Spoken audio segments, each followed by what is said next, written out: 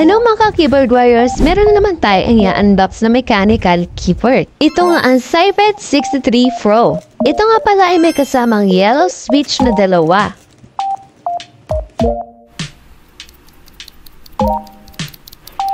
At switch puller.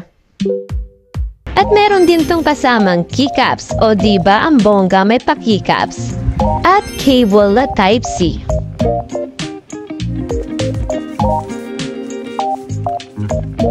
At may kasama din tong manual.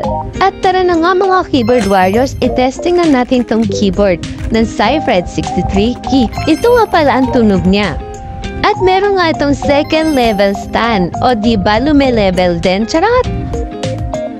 At dahil nga tri-mode to, meron siyang dangle.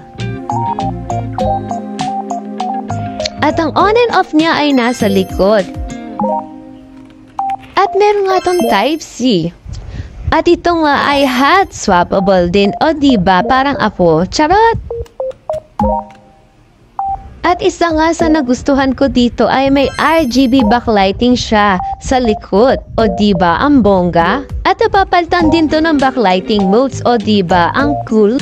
At hindi lang yon, hindi basta-basta nabubura ang letter nito at ang number kahit ilang years pa ang tumagal.